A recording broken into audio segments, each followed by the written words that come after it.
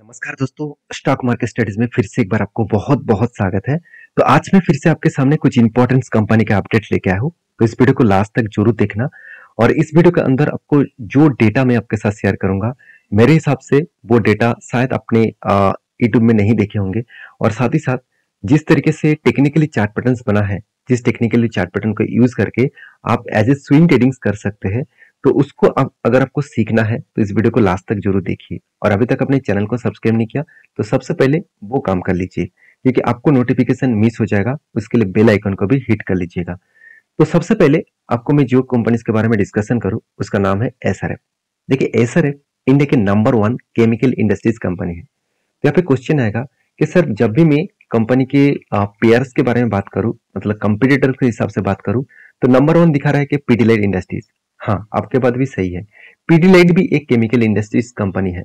देखिए, केमिकल का मतलब ये नहीं होता कि वो सिर्फ स्पेशलिटी केमिकल बनाएगा, मतलब एग्रो केमिकल्स बनाएगा, वो ही केमिकल्स कंपनी है।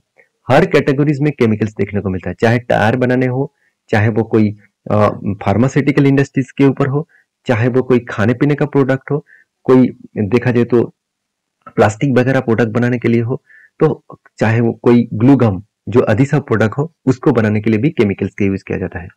तो मैं एसआरएफ को नंबर 1 इसीलिए कहूंगा क्योंकि कंपनी स्पेशलिटी केमिकल्स इंडस्ट्रीज में कंपनी नंबर 1 है। इसका मार्केट कैप के हिसाब से नंबर 1 है। और एसआरएफ ने बीएससी के ऊपर, अब बीएससी के ऊपर सर्च करेंगे तो कंपनी ने करीबन 7 लाख परसेंटेज का रिटर्न दिया। बहुत बार बोल चुका हूं। और एनएससी के ऊपर कंपनी ने 1 लाख परसेंटेज से भी ज्यादा रिटर्न दिया। तो इतना बड़ा धमाका कंपनी पहले ही कर चुके हैं। तो मुझे बहुत सारे कमेंट्स आते हैं कि सर, इतना बड़ा धमाका तो हो चुके हैं, क्या अभी फिलहाल के लिए फिर से धमाका करेगा? देखिए, मुझे इस कंपनी के ऊपर इतना धमाका होने का और कोई सिचुएशन नहीं दिख रहा है, क्योंकि कंपनी ऑलमोस्ट एक लार्ज कैप बन चुके हैं। देखिए, अगर किसी कंपनी अभी 1000 करोड़ के आसपास है, वो कंपनी अगर 50,000 करोड़ बन गया, तो सोचिए आपको मल्टीपल रिटर्न वो जनरेट करके देंगे। और 50,000 करोड़ का कंपनी अगर मान के चलिए 5 लाख बन गया, 5 लाख करोड़ बन गया, फिर भी वो मल्टीपल रिटर्न आपको नहीं दे पाएंगे, क्योंकि इसका जो डिफरेंस है और इसका जो डिफरेंस है वो बहुत बड़ा होगा। तो अभी एसआरएफ के ऊपर एक अपडेट्स में आपको बता दूं कि एसआरएफ का जो बिजनेस मॉडल है थोड़ा सा कमजोरी देखने को मिला। उसके पीछे कारण भी है कि स्पेशलिटी केमिकल्स का जो प्रोडक्ट का जो डिमांड है वो थोड़ा सा घट चुके हैं। और ये भी बताया जा रहा है कि 2025 तक इस तरीके से सिचुएशन देखने को मिल सकता है, क्योंकि चाइना ने स्पेशलिटी केमिकल्स का जो प्रोडक्ट का जो डिमांड है मार्केट में, उसको कवर करने के लिए वो क्या कर रहे हैं, मार्केट में डिस्काउंट में प्रोडक्ट को बेच रहे हैं। और ये डिस्काउंट प्रोडक्ट को बेचने के कारण इंडियन जो स्पेशलिटी केमिकल्स कंपनी है, वो सारे कंपनीज का हालत खराब हो चुके हैं। उनमें से एसआरएफ भी एक कंपनी है। तो देखिए, मुझे लगता है क्वार्टर 2 का जो रिजल्ट आने वाला है, यहाँ पे भी सेल्स में कुछ करेक्शन देखने को मिलेगा। सेल्स में कुछ कमियां देखने को मिल सकता है, क्योंकि कंपनी में नहीं, कंपनी खुद बता रहा है। देखिए, कंपनी खुद बता रहा है कि कंपनी खुद के ऊपर, देखिए जो एल्यूमिनियम फॉयल जो है प्रोजेक्ट है, इसके ऊपर कंपनी कैपेक्स को बढ़ाने वाला है। क्वार्टर 3 में इस तरीके से कैपेक्स को वो बढ़ाने वाला है।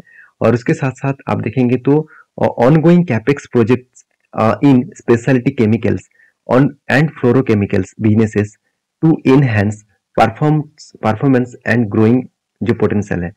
तो इसका मतलब जो स्पेशलिटी केमिकल्स है, जो फ्लोरोकेमिकल्स है, इस तरीके से प्रोडक्ट्स के ऊपर ग्रोथ होने का चांसेस फ्यूचर में बहुत ज्यादा है। इसलिए कंपनी क्या करने वाला है, कैपेक्स को बढ़ाने वाला है। ये सारे पॉइंट्स कंपनी के फ्लेवर में देखने को मिला है, जिसके चलते मुझे लगता है कंपनी में ग्रोथ होने का चांसेस और भी ज्यादा है।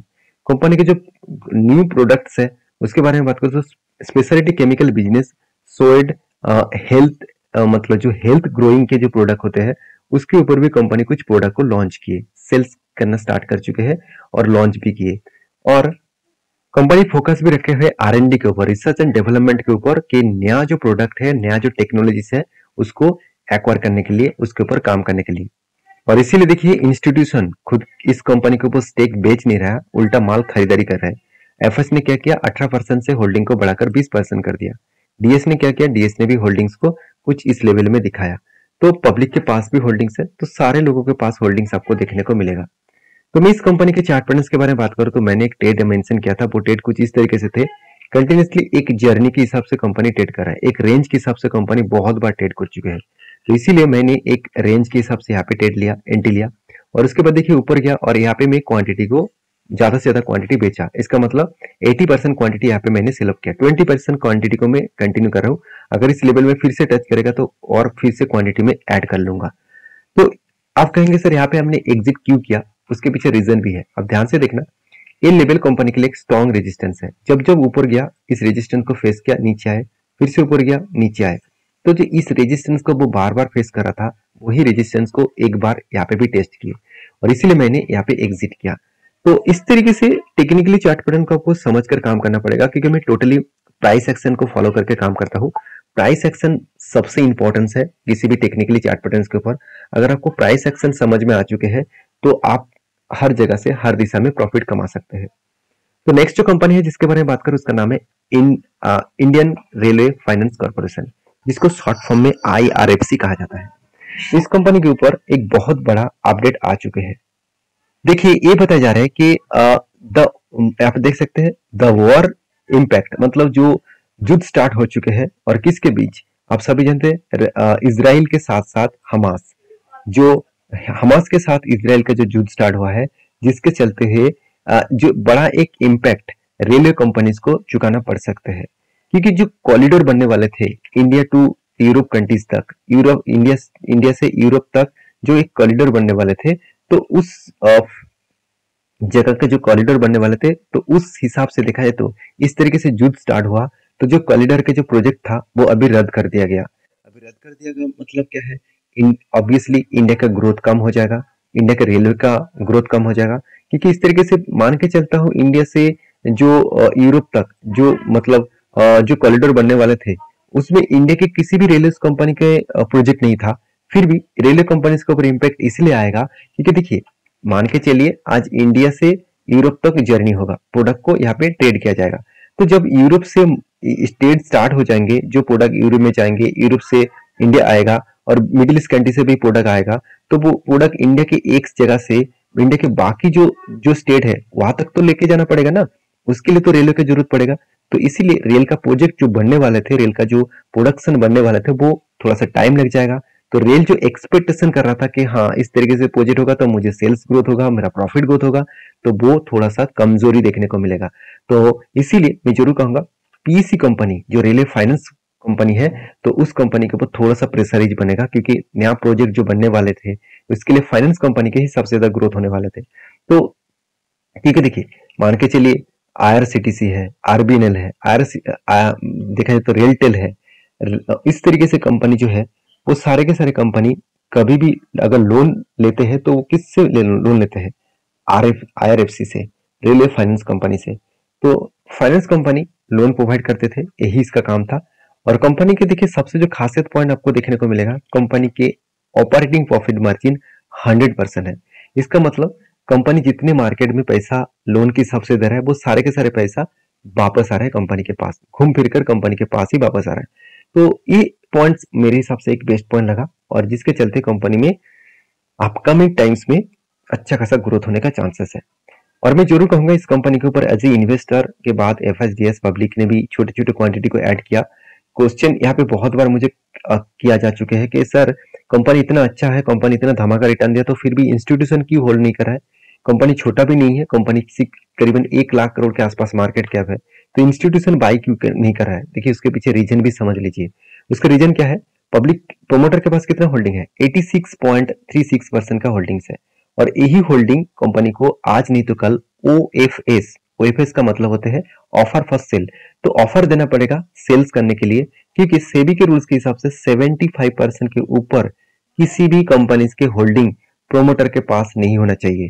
तो जब इसका सेल ऑफ किया जाएगा तो करीबन करीबन आप देखेंगे तो 11.36% का क्वांटिटी बेचा जाएगा। तो इतनी बड़ी क्वांटिटी बेचेंगे तो शेयर में करेक्शन होगा। तो इसीलिए इंस्टीट्यूशन वेट कर रहे हैं जब ये माल बेचा जाएगा, आप देख लेना, मैं तब आपको वीडियो बनाकर भी शेयर करूंगा कि FS और TS के ऊपर होल्डिंग बढ़ चुके हैं। तो ये सारे चीज आपको समझना पड़ेगा, क्योंकि मार्केट में आप काम करने के लिए आए हैं, तो आपको थोड़ा सा बिजनेस को समझना पड़ेगा, बिजनेस किस तरीके से चलते हैं, किस सिनेरियो में क्या होते हैं, सब कुछ आपको जानना पड़ेगा, तभी आपका पैसा बनेगा। नहीं तो आप सोच रहे हैं कि किसी का टिप्स ले लूं उसके बाद काम कर लूं, ऐसे करेंगे तो आप बहुत बुरी तरीके से फंस सकते हैं। तो मैं टिप्स के हमेशा खिलाफ रहता हूँ। मैं कभी भी आज तक किसी को टिप्स नहीं दिया और मैं किसी को टिप्स दूंगा भी नहीं, क्योंकि मेरा काम है जो मैं सीख कर काम कर रहा हूँ, वो भी मैं आपको सिखा पाऊँ, तो आप खुद ही इंडिपेंडेंट एक इन्वेस्टर बन पाएंगे और एक ट्रेडर्स भी बन पाएंगे। तो कंपनीज के ऊपर टेक्निकली चार्ट पैटर्न्स के बारे में बात करूँ तो देखिए यहाँ पे एक ट्रेड बना है, वो ट्रेड कुछ इस तरीके से है। एक करेक्शन लेवल देखने को मिला, एक रिजेक्शन लेवल देखने को मिला, एक स्ट्रांगली रेजिस्टेंस को वो ब्रेकआउट की इस कैंडल ने, और मेरे मेरे हिसाब से इसके ऊपर थोड़ा सा यहाँ पे जर्नी अपसाइड में हो सकते हैं। अभी यहाँ पे होगा कि नहीं होगा वो तो आपको फ्यूचर में दिखेगा। तो यहाँ पे एंटी क्यू मैंने लिया छोटे क्वांटिटी के साथ, क्योंकि यहाँ पे देखिए एक लेवल क्रिएट हुआ है। वो लेवल क्या है, एक स्ट्रांगली यहाँ पे देखिए एक रेजिस्टेंस फेस किया था, उसको ब्रेक करने के बाद एक लंबा जर्नी हुआ। तो मुझे लगता है वही लेवल को वो रिटेस्ट किया, ब्रेकडाउन करने की कोशिश किए, ब्रेकडाउन नहीं कर पाए, तो एक हाई वॉल्यूम के साथ वो किया, यहाँ पे ब्रेकआउट किया। तो मुझे लगता है यहाँ से यहाँ तक जर्नी कर सकता है। देखिए 100% कोई सिक्योरिटी नहीं होता, हमें सब प्रिडिक्शन करके ही काम करना पड़ता है। तो आपके क्या राय है इस कंपनी के ऊपर, जरूर कमेंट्स करके बताना। नेक्स्ट जो कंपनी जिसके बारे में डिस्कशन करूँ उसका नाम है बजाज फिनसर्व। देखिए बजाज फिनसर्व बजाज ग्रुप की ही एक कंपनी है, और इस कंपनी की खासियत यही है कि कंपनी का जो मैनेजमेंट टीम है वो अलग लेवल का खुद को प्रेजेंट को रिप्रेजेंट कर रहा है। और इसके ऊपर एक बहुत बड़ा अपडेट है, जिस अपडेट के कारण मुझे लगता है कंपनी में अपकमिंग टाइम्स में अच्छा खासा ग्रोथ होने का चांसेस भी है। कंपनी के जो बिजनेस मॉडल से आप देखेंगे तो लाइफ इंश्योरेंस के ऊपर कंपनी 25% रेवेन्यू जनरेट कर रहा है, और देखा जाए तो जनरल इंश्योरेंस में 28% और रिटेल बिजनेस में 45% के आसपास रेवेन्यू जनरेट कर रहे हैं।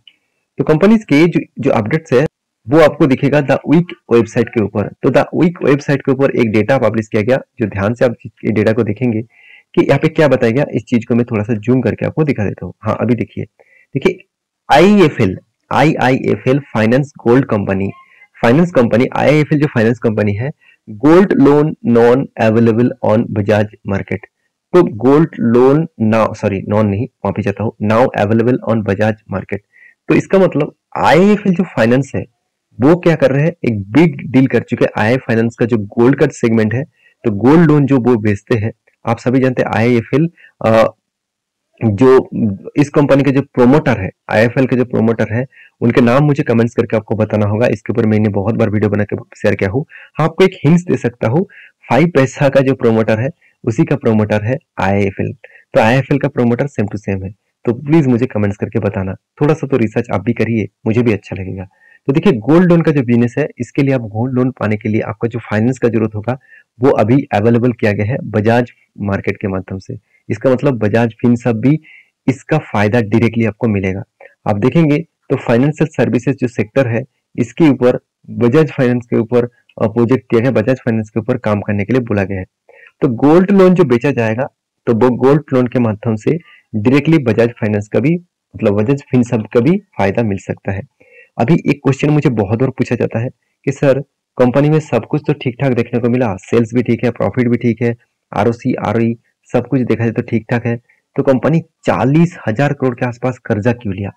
देखिए आपको मैं बता दूं कि किसी भी फाइनेंस कंपनी के ऊपर अगर आपको कर्जा दिख रहा है, अगर आपको कर्जा ज्यादा दिख रहा है और कर्जा कंटिन्यूसली अगर कर्जा बढ़ते चले जा रहा है, तो इस बात को आपको याद रखना होगा कि कंपनी बेस्ट लेवल का काम कर रहा है, बेस्ट लेवल का। क्योंकि कंपनी कर्जा ले रहा है, उसके साथ साथ company quarterly continuously profitability journey भी कर रहा है। तो जो कंपनी प्रॉफिट करने के बाद भी कर्जा लगातार लेते जा रहे हैं, तो सोचिए वो बिजनेस को और भी बड़ा कर रहा है। मान के चलिए आपके पास 1 लाख रुपया है, तो आप इस 1 लाख रुपए मान के चलिए 2 लोगों को आप लोन दे सकते हैं 50-50 करके। तो सोचिए यही अगर आपका 10 लाख हो गया तो आप ज्यादा लोगों के लोन दे पाएंगे। तो यही अगर आपको 100 करोड़ हो गया तो आप कितने ज्यादा लोन को लोगों को लोन दे पाएंगे। तो इस सारे पॉइंट्स आपको समझना पड़ेगा। जिसके हाथ में ज्यादा पैसा है वो ज्यादा लोगों को लोन दे पाएंगे। और इस कंपनी की खासियत मुझे सबसे जो बेस्ट पॉइंट लगता है, कंपनी का जो एनपीए है वो अलग लेवल का मेजरमेंट किया जाता है, अलग लेवल का कंपनी का एनपीए देखने को मिलता है। तो मैं इस कंपनी के ऊपर बहुत लॉन्ग टर्म के लिए बहुत अलग लेवल का फीलिंग्स करता हूँ, इसलिए इंस्टीट्यूशन भी इस कंपनी के ऊपर बने हुए हैं। और इस कंपनी की जो प्रॉफिट एंड लॉस है उसमें आप देखेंगे तो कंपनी 30% के अबव आपको रिटर्न दे चुके हैं। तो फिलहाल के लिए कंपनी के ऊपर करेक्शन हुआ, वो करेक्शन कंपनी फिर से मिटा सकते हैं, क्योंकि शानदार तरीके से एक पैटर्न स्केट हुआ, एक कफ विद हैंडल पैटर्न स्केट हुआ, और फाइनली वो हैंडल को मुझे लगता है यहाँ पे ब्रेकआउट कर सकते हैं। क्योंकि जिस तरीके से कंटिन्यूसली वॉल्यूम यहाँ पे बाइंग हो रहा है, मुझे लगता है यहाँ पे इस लेवल को ब्रेकआउट कर सकते हैं, और उसके बाद यहाँ पे एक लंबा जर्नी भी होने का चांसेस है। तो जब ब्रेकआउट करेगा तो मैं आपके साथ शेयर करूंगा इसका टारगेट कहाँ तक मैं लेने वाला हूँ। तो इस वीडियो को प्लीज अगर आपको अच्छा लगे तो प्लीज एक लाइक जरूर कर देना और चैनल को सब्सक्राइब भी कर लेना। तो नेक्स्ट जो कंपनी जिसके बारे में बात करूं उसका नाम है जीके वायर्स लिमिटेड। तो जीके वायर्स लिमिटेड जो है ये देखा जाए तो ये एक स्टील मैन्युफैक्चरिंग कंपनी है। तो इस कंपनी का भी एक बहुत बड़ा अपडेट्स है। वो अपडेट्स क्या है आप देखेंगे, कंपनी स्प्लिट देने का अनाउंसमेंट कर चुके हैं। हर एक शेयर के बदले आपको 5 शेयर मिलेगा। तो क्यों? क्योंकि कंपनी का जो 10 का फेस वैल्यू था वो बनेगा अभी 2। तो 2 का फेस वैल्यू बनने वाला है, जिसके चलते आपको हर एक शेयर में 5 शेयर आपको एज ए स्प्लिट के हिसाब से मिलने वाले हैं। तो ये था कुछ कंपनीज का अपडेट। तो ये वीडियो टोटली एजुकेशन पर्पस में था। अगर आपको किसी भी कंपनीज के ऊपर काम करना है तो आपके जो रिसर्च एनालिसिस्ट है उसके साथ बातचीत करके काम करिए। आपका अगर खुद का नॉलेज है उसके ऊपर स्टडी करके इस कंपनी के जो पैरामीटर्स आपके साथ शेयर का हो उसके साथ आप जरूर डिटेल्स को स्टडी करके ही काम करना। वीडियो में आप इस तरीके से लास्ट तक बने रहने के लिए बहुत बहुत धन्यवाद। मिलते हैं नेक्स्ट वीडियो में, तब तक के लिए अच्छे से रहिए, अपनी ख्याल रखिए, धन्यवाद।